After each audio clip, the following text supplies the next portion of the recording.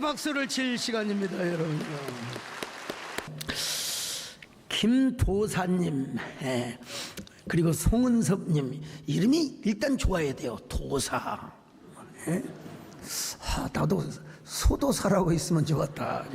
김도사님과 송은섭님이 공저로 펴낸 지적 대화를 위한 인문학 고전 읽기라는 책이 있습니다. 이 책을 보면 질문의 힘에 대해서 소개하고 있습니다. 사과는 왜 땅에 떨어진가?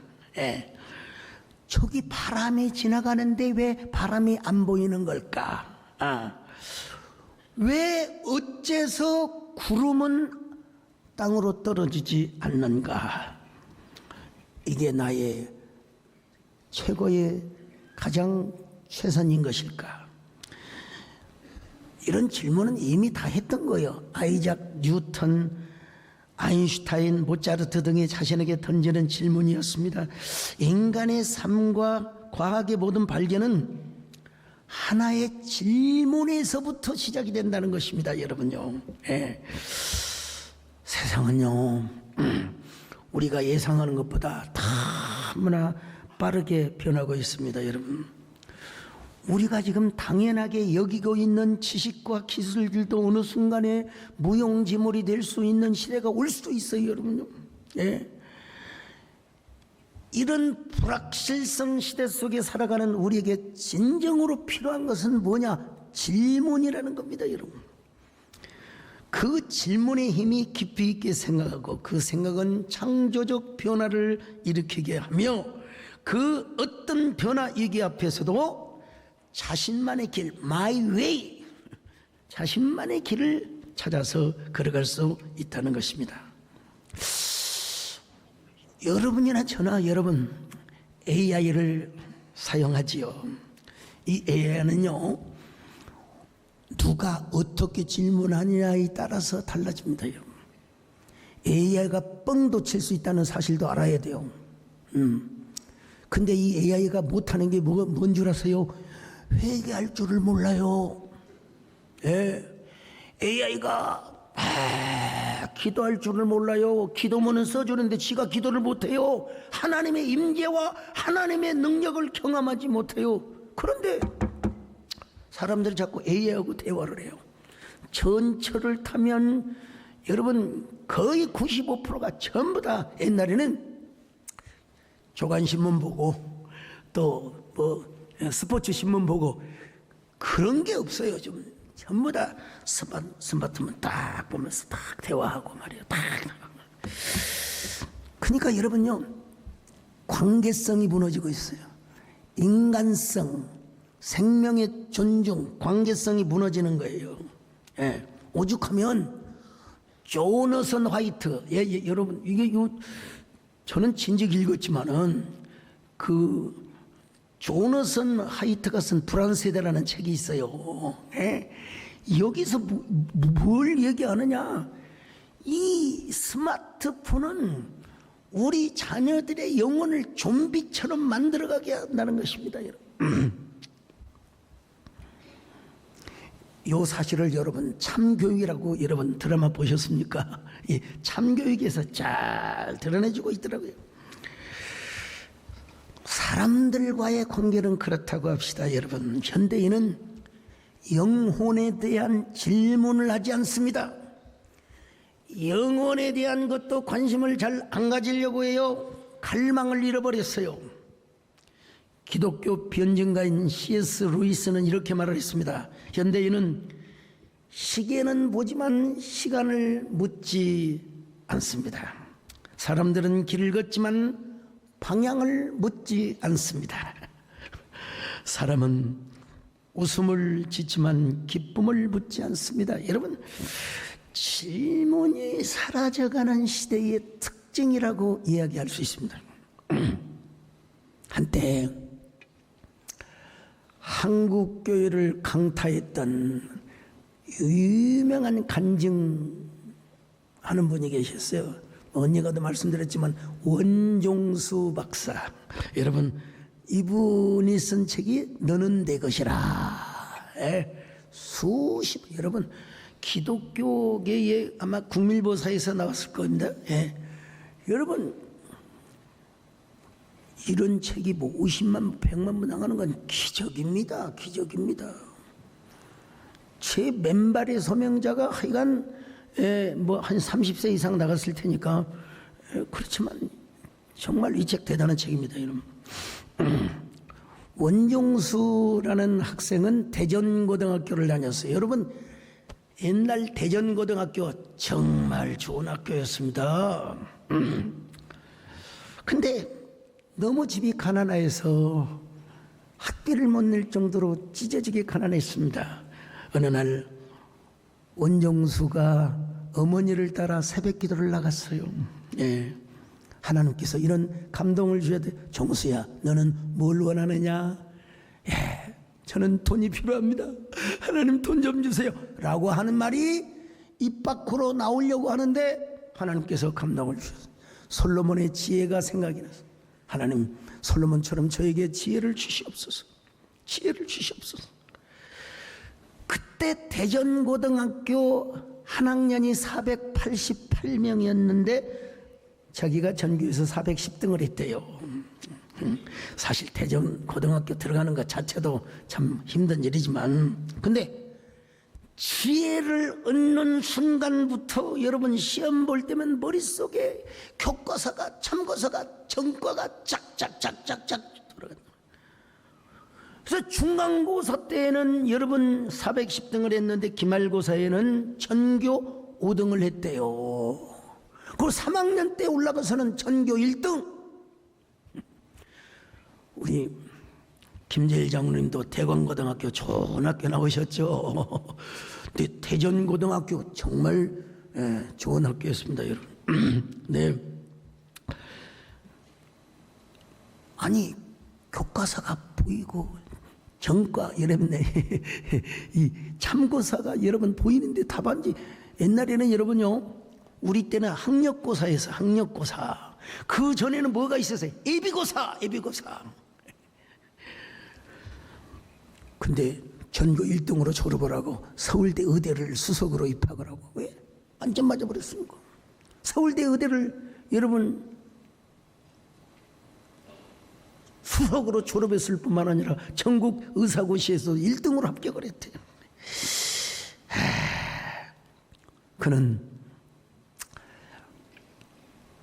미국의 시카고에 가서, 시카고 중부죠. 거기는 날씨가 여름이면 엄청 더워가지고 그냥 얼음을 그냥 등에다가 막 걸고 다닙니다, 여러분. 시카고에 잠시 제가 유학 간 적이 있었는데 그리고 겨울이면 또 혹독하게 추운지 알 수가 없어요, 여러분. 뭐 뉴욕도 아니고 워싱턴도 아닌데요. 시카고에서 암 전문의로 활동을 하는데 어느 날 교회당에 들어갔더니 그렇게 공기가 훈훈하고 따뜻하더래요. 네. 그러면서 이런 음성이 들려왔대요. 종수야, 너가 내 집에 왔니? 네. 들어보니까 주님의 음성이었대요. 아버지, 제가 아버지 집에 왔습니다. 우리 아버지가 너무나 좋아서, 우리 하나님 아버지가 너무나 좋아서 저는 아버지 집에 왔습니다. 종수야, 네가 내 집에 오니까 나도 좋다. 종수야, 나도 좋다. 원종수 박사가 이렇게 고백합니다. 하나님, 제가 매일매일 나올 때 절대로 하나님을 실망시켜드리지 않겠습니다. 그래서 원종수 박사는 매일 새벽 기도를 나갑니다. 새벽 기도 못 나가면은 저녁에 가서 항상 기도를 하고 왔다는 것입니다. 미국에서 알아주는, 아니 전 세계에서 인정하는 암 전문의로 활동을 하셨다고 합니다, 여러분. 자, 오늘 본문으로 들어갑니다. 오늘 본문을 봐도 하나님께서 엘리야에게 질문을 하고 계십니다. 엘리야야, 너는 어찌하여 왜 여기 있느냐? 자, 19장 9절입니다. 시작. 엘리야가 그곳 굴에 들어가 거기서 머물더니 여호와의 말씀이 그에게 임하여 이르시되, 엘리야야, 내가 어찌하여 여기 있느냐? 여러분, 이 질문은 언제 엘리야에게 던져졌습니까? 엘리야가 낙심하여 로뎀나무 아래서 죽기를 간구할 때 하나님께서 엘리야에게 던지신 질문이 결코 아닙니다. 엘리야가 호렙산에 이르렀을 때 하셨던 질문입니다. 여러분, 이 일이 있기 전 엘리야는 이세벨이 자기를 죽인다는 말 한마디를 듣고 도망을 쳤던 사람이었습니다. 사실은 19장 2절입니다. 시작. 이세벨이 사신을 엘리야에게 보내어 이르되 내가 내일 이맘때에는 반드시 내 생명을 저 사람들 중 한 사람의 생명과 같게 하리라. 그렇게 하지 아니하면 신들이 내게 벌 위에 벌을 내림이 마땅하니라 한지라. 여러분, 사람을 죽이고 살리는 일이 누구에게 있습니까? 여러분, 하나님께 있다는 사실을 믿으시기를 바랍니다. 하나님에 의해서 살고 죽는 것이 결정이 된다는 것입니다. 여러분, 어떻게 이세벨이 자기가 엘리야를 죽이고 싶다고 죽일 수 있습니까? 말도 안 되는 소리죠, 여러분.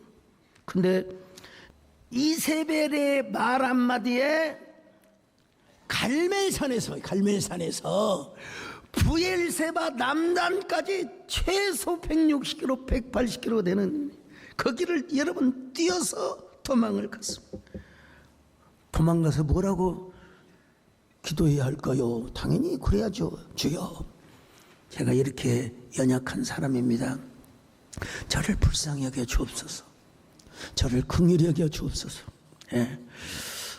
그렇게 기도했으면 얼마나 좋겠어요. 예. 하나님, 저는 이제 족합니다. 살고 싶은 마음이 없습니다. 저를 죽여주시옵소서. 어디 사극 드라마에서 본 것 같죠? 저를 좀 데려가 주시기를 바랍니다. 여러분, 그래야 사람은 죽습니다. 한 번은 죽어요. 근데 역설적으로 엘리야는 막 불말과 불병거를 타고 그냥 하늘에 올라갔죠. 오늘 그 주제는 아니지만 엘리야가 이세벨하고 맞짱을 한번 떠야 되지 않겠습니까? 에? 이세벨 앞에서 한번 그래 뱉자라. 영어로 BJR 뱉자라. 엘리야가 어떤 사람입니까, 여러분? 열왕기상 17장부터 18장까지 보면 엘리야는요, 하나님의 은혜와 기적을 수없이 경상도 불러 억수로, 예, 하나님의 기적을 체험한 사람입니다. 아방이 이세벨과 함께 온갖 우상단지를 다 섬기고 있을 때 엘리야는 뭐라고 선포합니까? 내가 살아계신 여호와 하나님의 이름으로 맹세하노니, 선언하노니, 예, 내 말이 없으면 하늘에 비 한 방울, 이슬 한 방울 이 땅에 내리지 아니할 것이라. 자, 17장 1절 봅니다. 시작. 길라앗에 우거하는 자 중에 디셉 사람 엘리야가 아합에게 말하되 내가 섬기는 이스라엘의 하나님 여호와께서 살아계심을 두고 맹세하노니 내 말이 없으면 수년 동안 비도 이슬도 있지 아니하리라 하니라. 아방이 이 말을 듣고 구려는 있을 텐데 뒤에 누가 있어? 이세벨, 이 독종 여자. 이세벨 이 여자는 누구라고요? 참교육의 대상입니다, 여러분. 하여간 나와진이 나와서 이세벨을 한 대 패줘야 돼. 아무튼 엘리야는 지명 수배자가 되어 하나님이 지시하는 요단강 그릿시내가에 삽니다. 주로 학자들은 1년 정도 거했을 것이라고. 근데 여러분, 물이야 흐르는 맑은 또랑물을 먹고 살 수 있지만 하나님께서 어떻게 양식을 공급해 주시느냐? 까마귀가 아침과 저녁으로 떡과 고기를 다 물어다 주는 거예요. 한 마리 가지고 되겠습니까? 여러 마리가 깍깍 하면서 여러분 물어다 주는 겁니다. 여러분, 이 사실 까마귀는요 부정한 동물입니다. 사실은 그 부정한 동물이 갖다 주는 거는 사실은 평상시는 안 먹는 것이 그러나 하나님은 하나님의 방법으로 틀림없이 아베 궁궐에 있는 그 떡과 고기를 갖다 물어다가 세상에 우리 하나님은 새들의 마음도 주관하시고 새들에게도 커뮤니케이션 하시고 새들에게도 감동해요. 그래서 여러분 떡과 고기를 까마귀가 먹을 수 있는데 그걸 갖다가 엘리야에게 상납을 했어요. 네. 자 17장 5절로 6절 시작. 그가 여호와의 말씀과 같이 하여 곧 가서 요단 앞 그릿 시냇가에 머물매 까마귀들이 아침에도 떡과 고기를 저녁에도 떡과 고기를 가져왔고 그가 시냇물을 마셨으나. 이게 하루 이틀이 아니고요 그만 1년을 까마귀가 아침 저녁으로 떡과 고기를 갖다 줬다. 이게 여러분 진짜 얼마나 피어풀하고 원더풀하고 뷰티풀하고 쌍꺼풀하겠습니까? 하나님, 제가 이곳에 숨어서 살아있는 것도 감사하고 떡을 먹게 하는 것도 감사하고 고기를 먹게 하는 것도, 아니 생각해 보니까 숨을 쉬는 것도 감사합니다. 주님 너무너무 감사합니다. 이 얼마나 어메이징한 은혜입니까? 오늘 숨을 쉬는 것 감사, 나를 구원하신 것 감사, 내 뜻대로 간 주가 인도하는 모든 것 감사, 내게 주신 모든 것 감사, 때론 가져가심도 감사, 내게 고난 주셔서 주 뜻 알게 하시 모든 것이 감사합니다.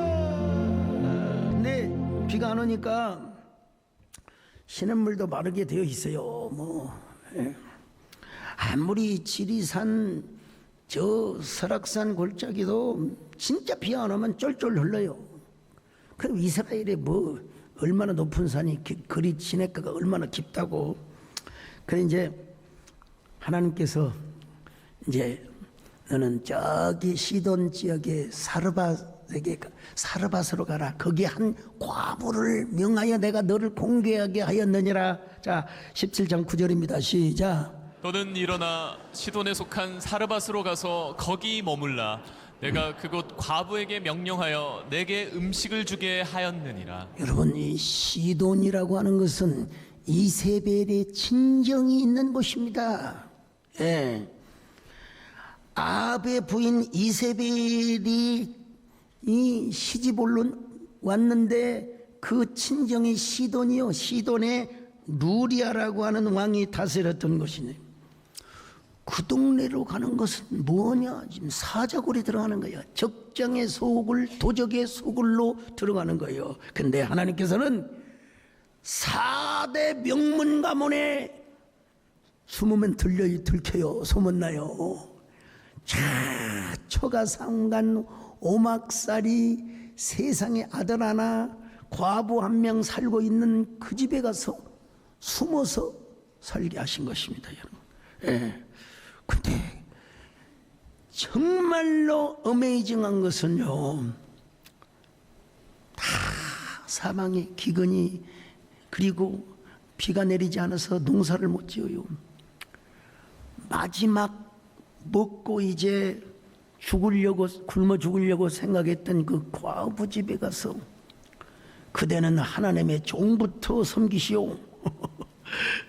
그런데 희한한 것은 기름병을 다 떠났는데 기름병에 기름이 가득가득 솟아나와요. 밀가루를 딱딱 긁었는데 밀가루가 그냥 퐁퐁퐁퐁퐁퐁 삭삭삭삭삭삭 솟아오르는. 여러분, 거의 한 2년 6개월을 이런 기적 속에 살아갔으니 이 역시 광야 40년 동안 하나님이 만나를 내렸던 또 다른 방식의 하나님의 만나가 아니었을까요? 여러분, 엘리야와 사르밧 과부는 매일매일 이런 노래, 이런 고백을 하고도 남았을 것입니다. 여러분요, 내 주린 영혼만 나로서 먹여주시니 그 양식 내게 생명 되겠네. 이후로 생명 양식 주와 함께 먹으면 주 생명시내가에 살겠네. 길이 살겠네. 나 길이 살겠네. 주 생명시내가에 살겠네. 길이 살겠네. 나 길이 살겠네. 저 생명시내가에. 자, 이 엘리야는 때가 되어서 도전장을 내밉니다. 아합에게. 아방이여, 당신이 그토록 섬기던 바알 선지자라고 할 수도 없어요. 바알의 종들, 아세라 종들 850명이었거든요. 450명 플러스 400명. 갈멜산에 모아서 모든 이스라엘 백성들을 모아놓고, 누가 참된 하나님이냐를 한번 내기합시다. 바알이 진짜 하나님이라면 바알이 불과 비를 내려줄 것이고, 하나님이, 우리 여호와 하나님이 참 하나님이시면 우리 하나님께서 불을 내려주시고 비를 내려주실 것이 아니겠소. 그래서 여러분, 450명의 바알 섬기는 종들은 갈멜산에 있고, 400명의 아세라 이 종들은 어디서, 바알의 궁궐에서 제단을 쌓고 뛰놀면서 기도를 하고 아주 야단법석 육갑을 떨고 있었습니다.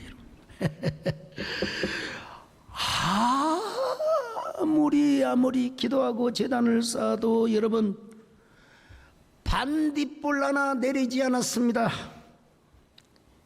이슬비 한 방울도 내리지 않았습니다. 그래서 막 자신들의 몸을 해야 해요.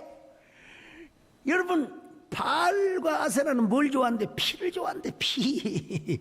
그래 막 칼로 자신의 몸을 긋고 그냥 피를 보이고 몸이 만신창이가 되도록 말이요. 자, 열왕기상 18장 28절 같이 봅니다. 시작. 예, 그들이 큰 소리로 부르고 그들의 규례를 따라 피가 흐르기까지 칼과 창으로 그들의 몸을 상하게 하더라.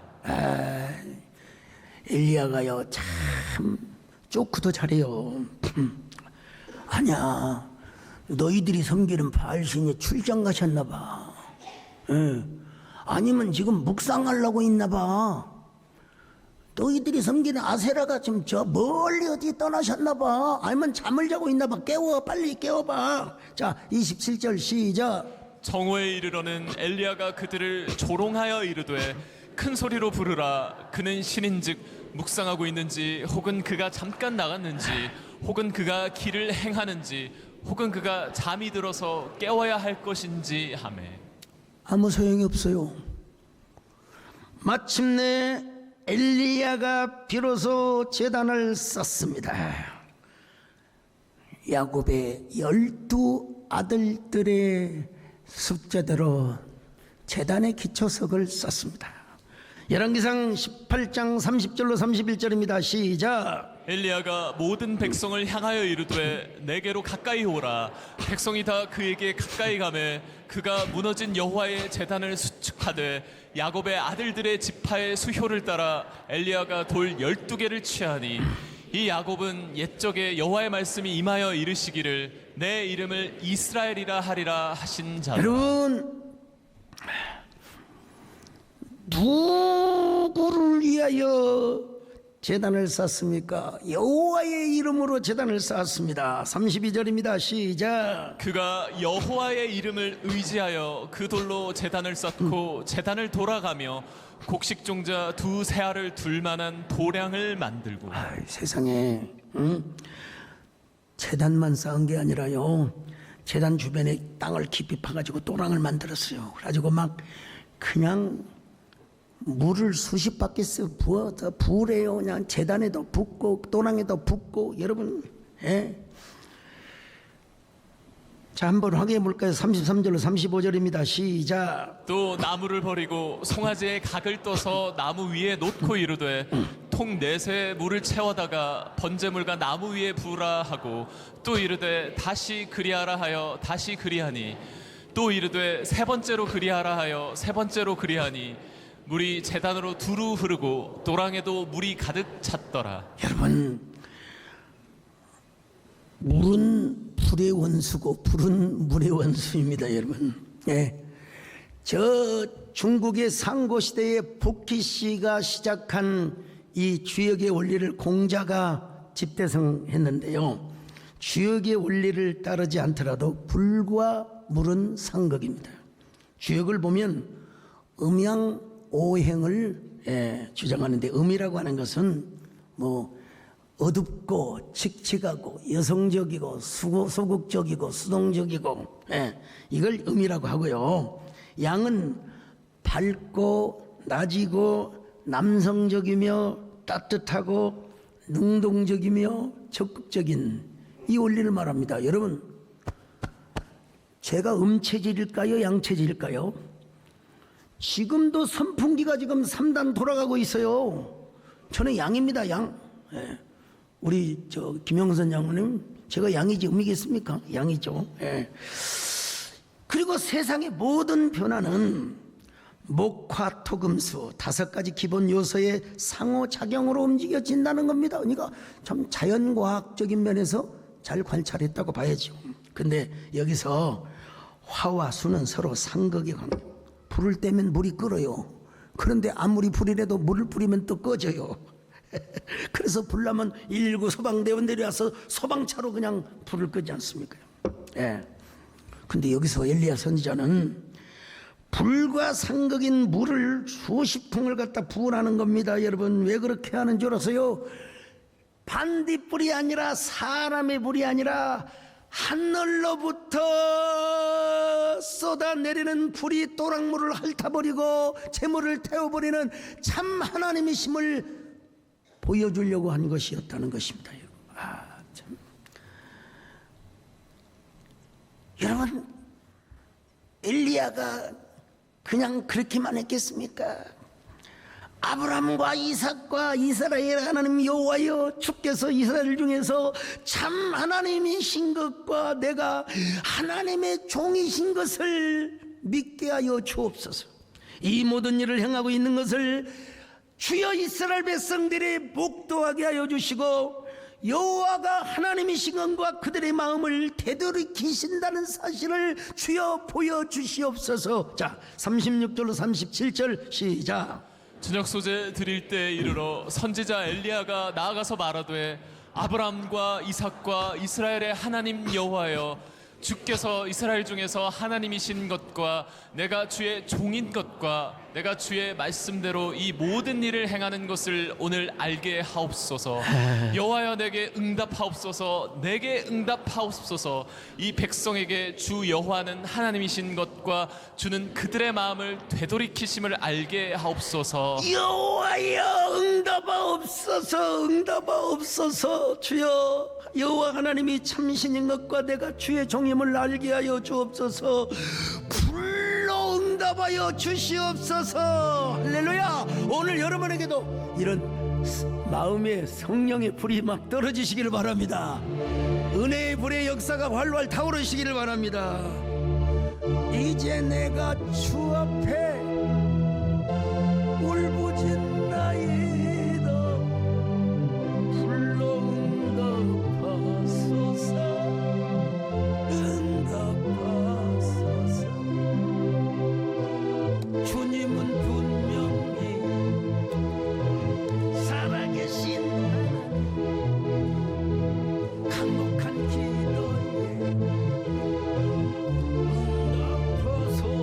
응답하소서.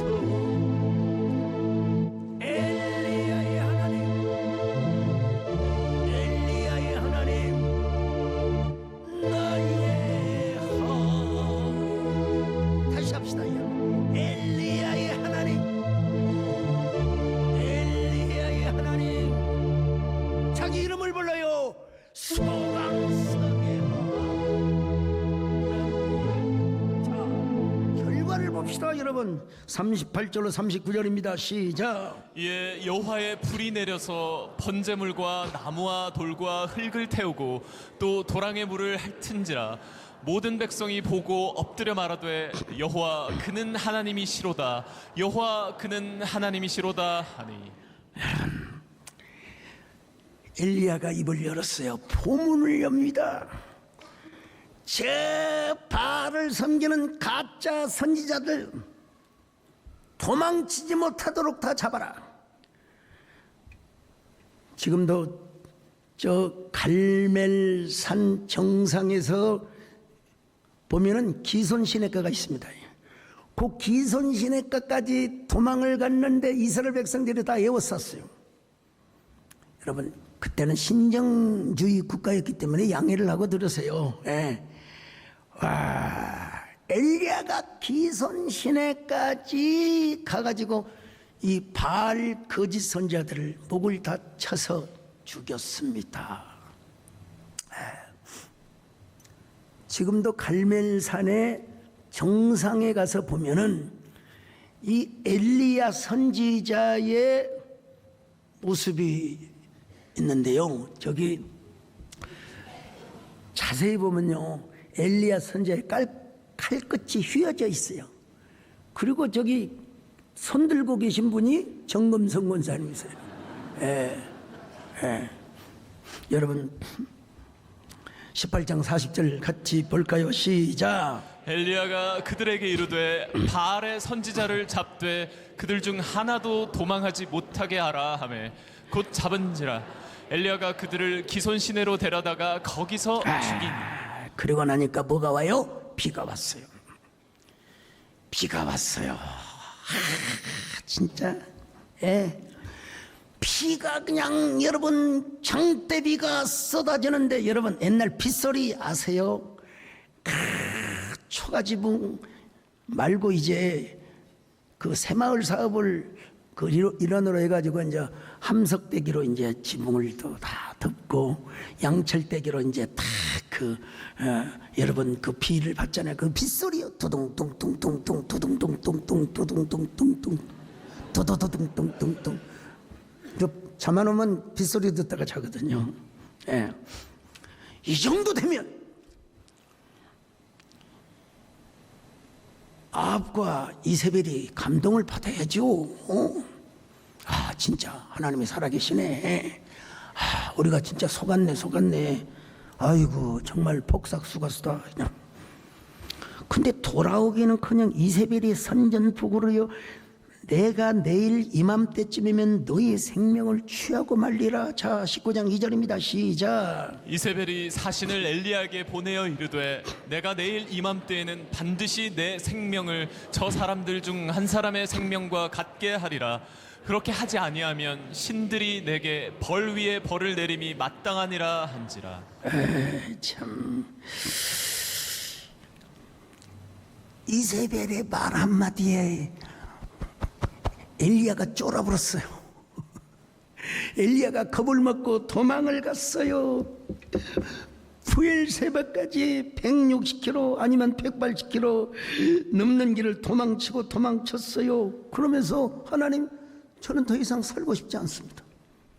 하나님, 저를 데려가 주시기를 바랍니다. 저는 진짜 살고 싶은 욕망이 없습니다.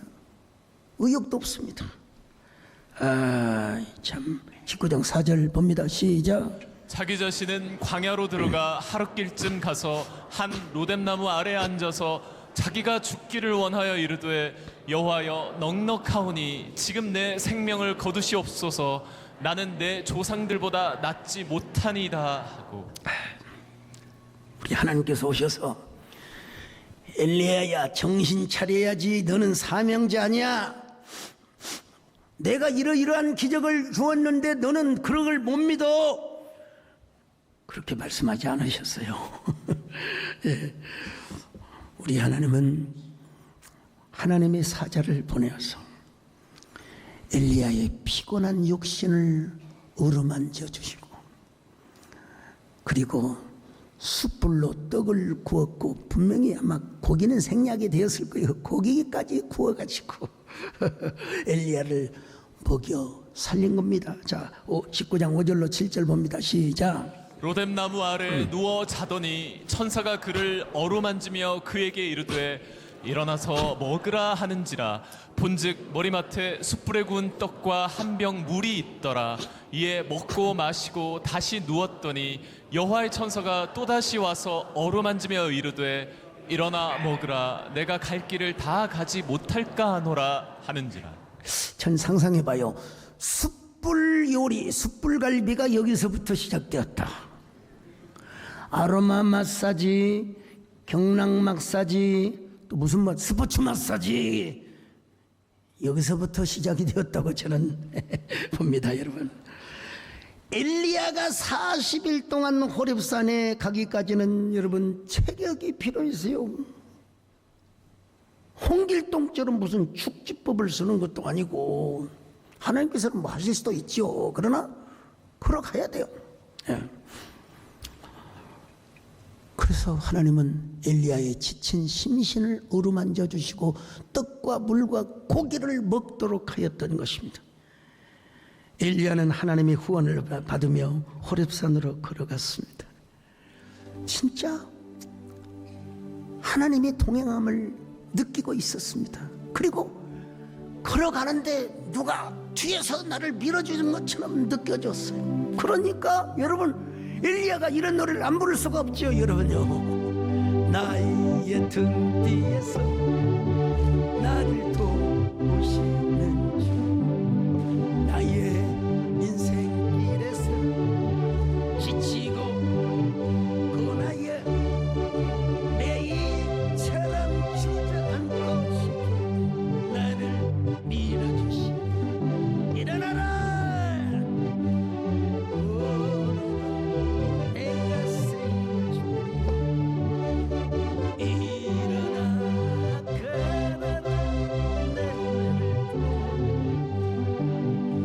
자, 19장 8절 보실까요? 시작. 이에 일어나 먹고 마시고 그 음식물의 힘을 의지하여 40주 40야를 가서 하나님의 산 호렙에 이르니라. 사실은 여러분요, 성경에 어떻게 기록되어야 되냐면 하나님이 함께 하시고 하나님께서 그에게 힘을 주시사 그가 하나님의 은혜로 호렙산까지 갔다, 이렇게 기록되는 것이 더 자연스러운데 어떻게 표현합니까?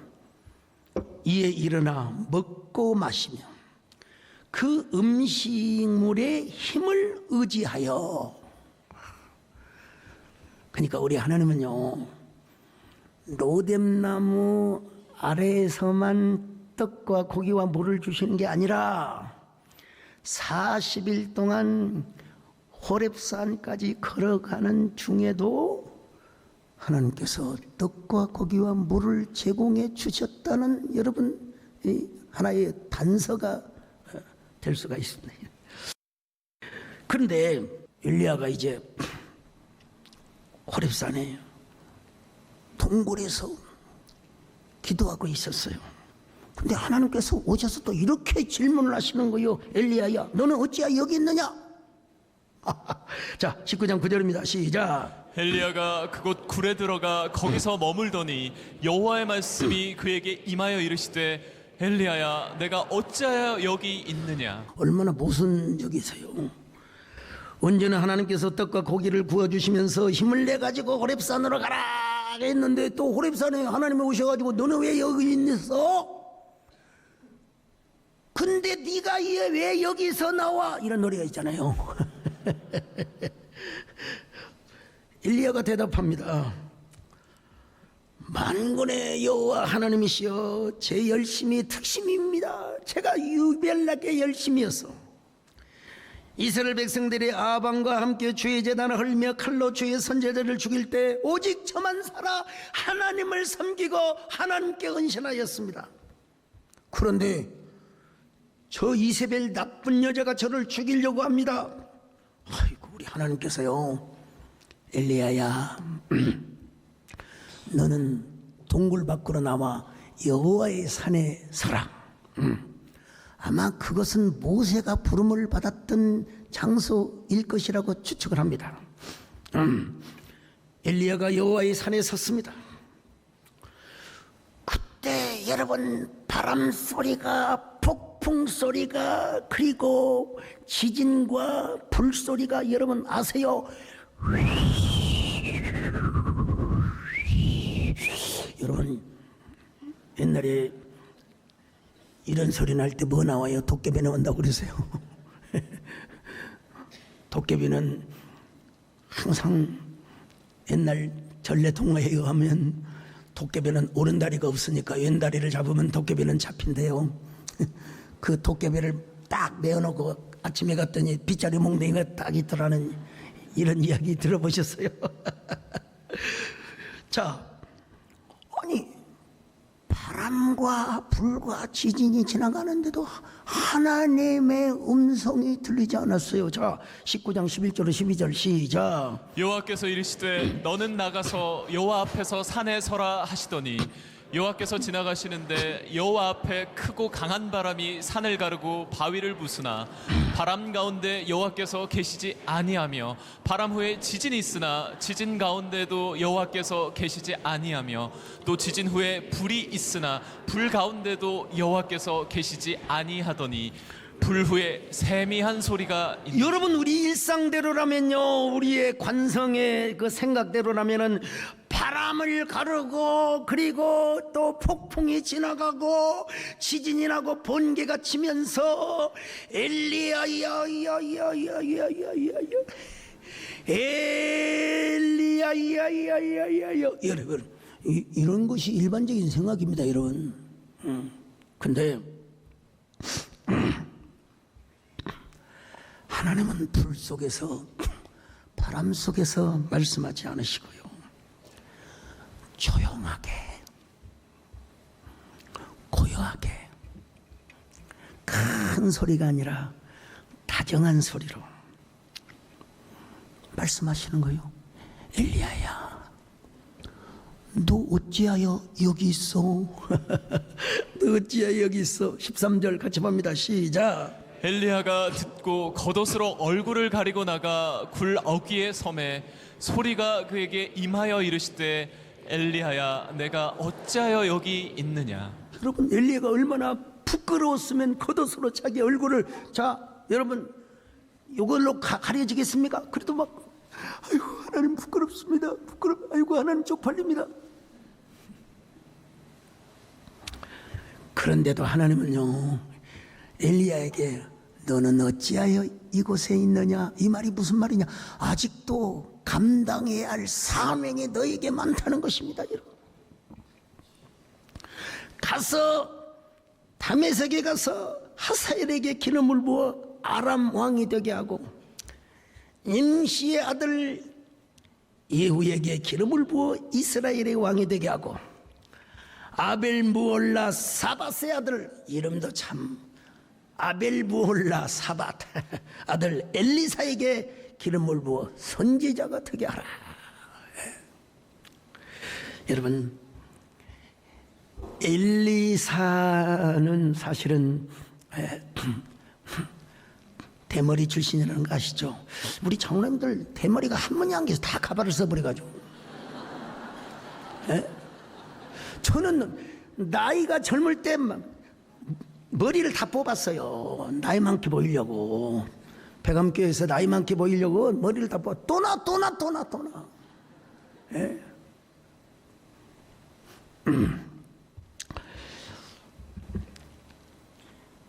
여러분 8시 통근길에 대머리 총각, 이거 아는 세대가 그렇게 흔치 않을 겁니다. 오늘 또 만나려나 기다려지네. 어쨌든 여러분 엘리야는 하나님의 명령을 따라서 자신의 사명을 다 완수했습니다.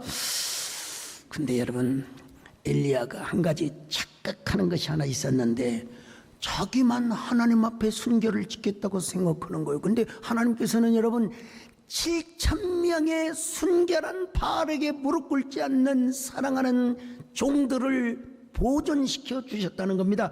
열왕기상 19장 18절입니다. 시작. 그러나 내가 이스라엘 가운데 7,000명을 남기리니 다 바알에게 무릎을 꿇지 아니하고 다 바알에게 입맞추지 아니한 자니라.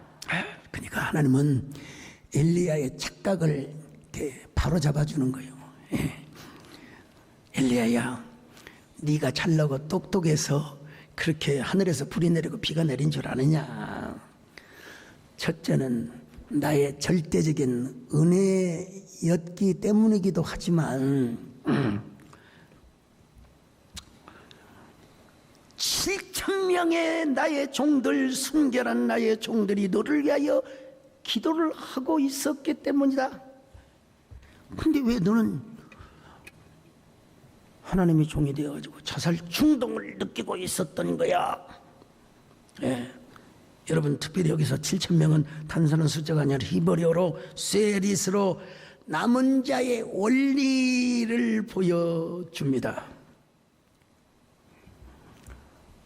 하나님은 암전된 또 혹은 암울한 어두운 역사의 뒷골목 속에서도 하나님 우리를 보호해 주시고 보존해 주시고 우리를 이 시대의 렘넌트, 남은 자로 하나님이 보존하여 주심을 믿습니다.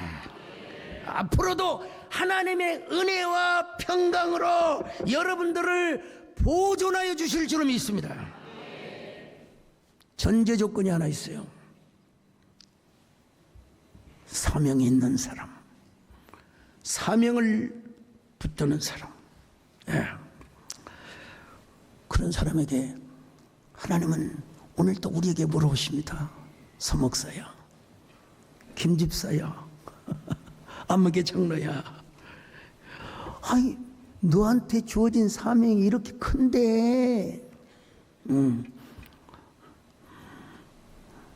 왜 여기서만 있는 거야? 사명의 현장으로 가야지. 오늘 이 말씀이 우리 모두에게 하나님의 음성으로 들려지시기를 바랍니다. 주여, 우리가 너는 왜 여기 있느냐? 하나님이 주시는 사명의 현장에서 사명을 주신 하나님을 다시 만나고 그 하나님 앞에 쓰임받는 저와 여러분이 되시기를 바랍니다. 사명이 생명이기에 사명의 눈물이기에 외롭고 고독에 사명의 길을 걸어가리. 사명의 은혜이기에 사명의 축복이기에 외롭고 고독에도 사명의 노래 부르리라. 하나님, 우리 모두 엘리야처럼 다시 회복하고 하나님의 질문을 받고 남은 사명을 잘 감당하는 저희들 되게 하여 주시옵소서. 예수님의 이름으로 기도 올리옵나이다.